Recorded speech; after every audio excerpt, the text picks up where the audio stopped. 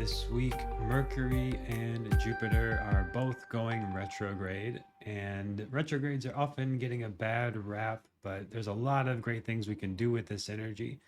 I'm Jeremy Devins. This is the Quietmind Astrology podcast, and this is the weekly alignment horoscope from Sunday, November 9th until Saturday, November 15th. And the big highlight this week, there's just two big transits, energy shifts, which are Mercury going retrograde and Jupiter going retrograde. Now, these things happen every single year. So they're not the worst thing that could happen. They're not that rare. But what is interesting is this year, Mercury is going retrograde in all water signs. And what's interesting is that this year, Jupiter is moving quickly from Gemini now to Cancer and then back to Gemini. So all of retrogrades, the RE words are relevant, like review, revisiting, revising, but there's a lot of emotional work. And this year has been one of the most emotional years for many of the people I've talked to and worked with, and for myself personally as well. A lot of emotional movement and things stirring up. And now, as we have these retrogrades this week and all the way really through early December, is a good time for going into that emotional landscape, reviewing, learning from it, and getting more clarity, recentering, reconnecting to yourself, and maybe repairing things in your emotional world, repairing relationships, reconnecting. So we'll go a little more detail about all of this here on this episode. And if you want more, sign up for the free weekly horoscopes at quietmindastrology.com. That's where I send these out and give you write-ups and exclusive offers and insights there just on that email. So it's quietmindastrology.com. And if you want more personalized guidance about this, you can schedule a one-to-one life alignment reading with me at quietmindastrology.com. And the last thing is, if you don't have your Vedic birth chart, that's where you can get it for free. And there's a free training as well to start to decode your big three, your ascendant, sun, and moon. And that's really relevant for this podcast of knowing where these transits land for you, because it's in Scorpio and Cancer are very activated right now. For Scorpio rising and moon and Cancer rising and moon, you'll feel this transit especially, but we're all going to feel it quite deeply and emotionally. So this is relevant for all signs in this episode. So the big thing is that Mercury is going retrograde through water signs all year. So the water signs represent emotions, and emotion is energy in motion. So if it's not moving and flowing, if you're blocked in some way emotionally, then energy becomes blocked in your life. And no emotion is good or bad, it's just an energy. And then what we do with it is up to us. So you could feel anger in a way that is righteous and to defend and protect somebody. You could feel anger in a way that is violent and abusive. It's just an emotion, but how you choose to express it is the real skill of what quiet mind is all about. It's like quieting the noise of the mind so you can reconnect to your inner guidance and true self and act from that place. So when we get connected to that inner self and guidance, then the anger could be used to take action and create something and move. Sadness can be used to grieve and process and feel gratitude and relief for something that is past. Happiness can be used and expressed in a sustainable way and be used in a way to create things that you love and do what you love and share your gifts with others.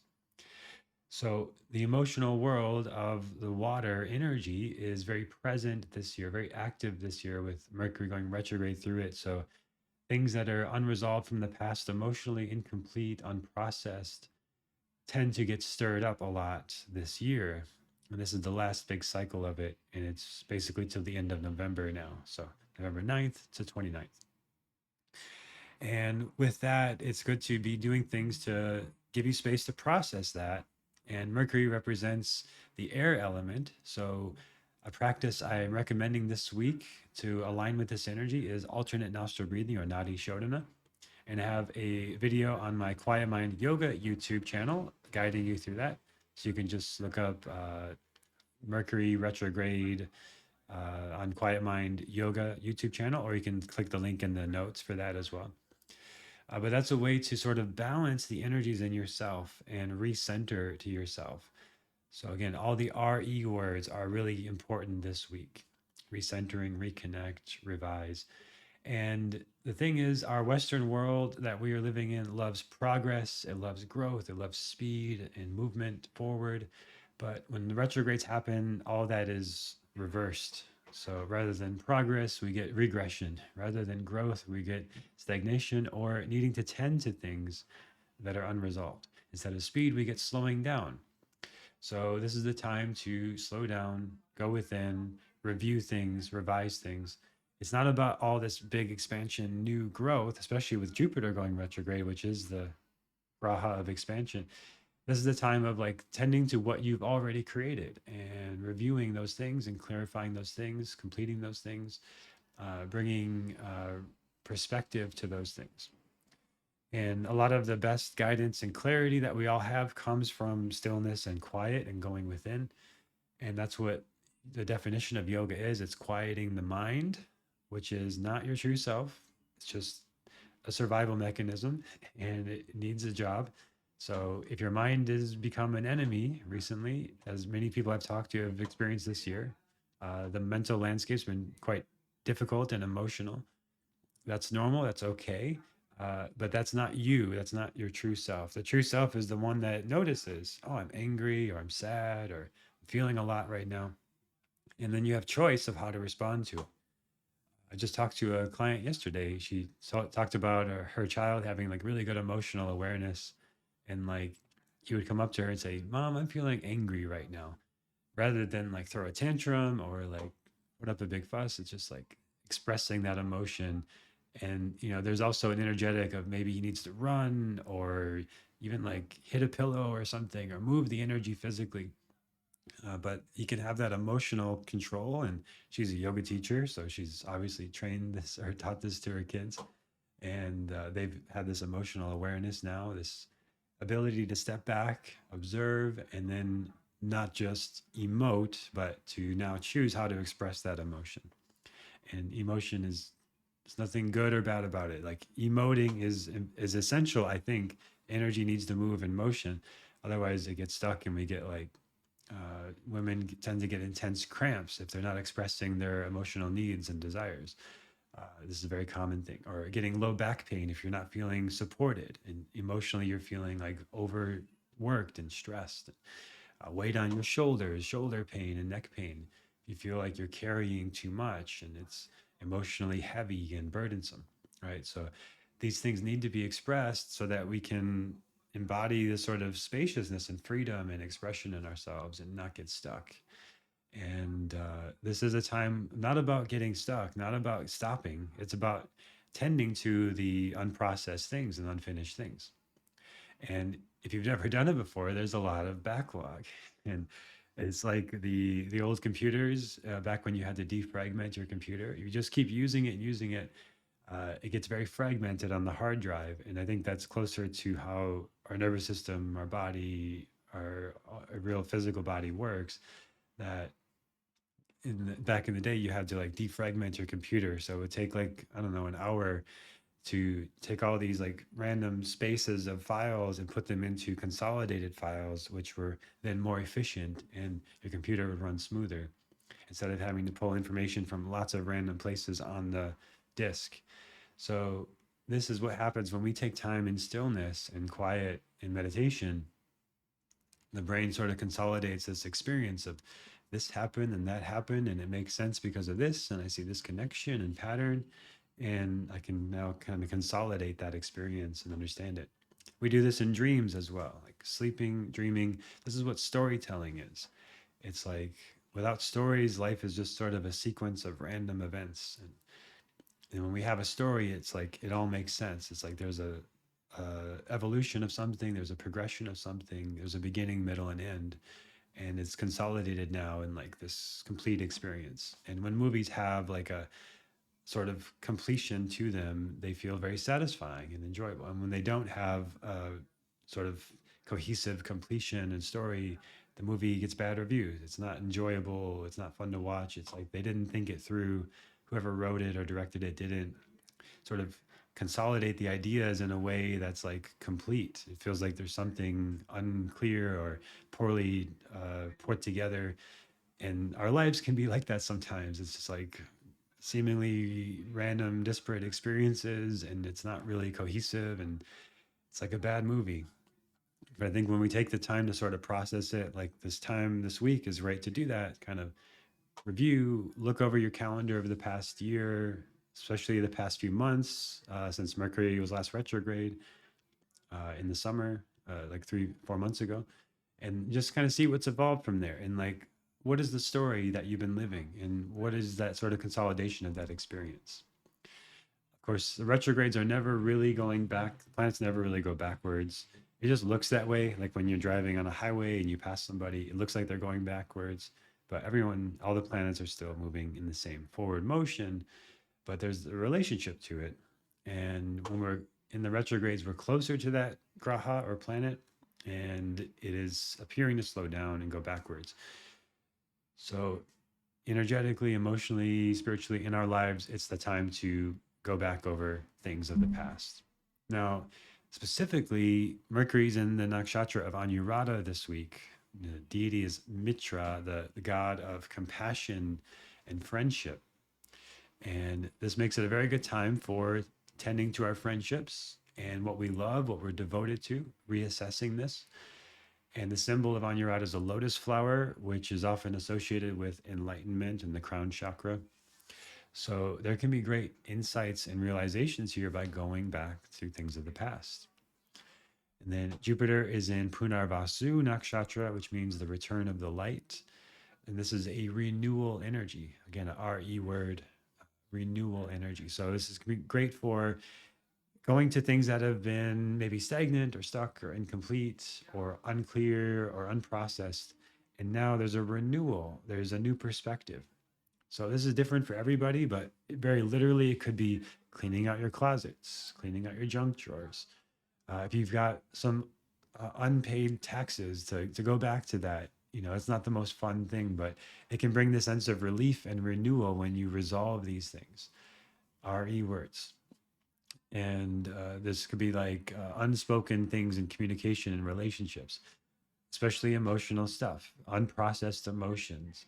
Like something happened earlier this year and you didn't quite know what to make of it. And it's like, that was kind of interesting. I don't know how I feel about that.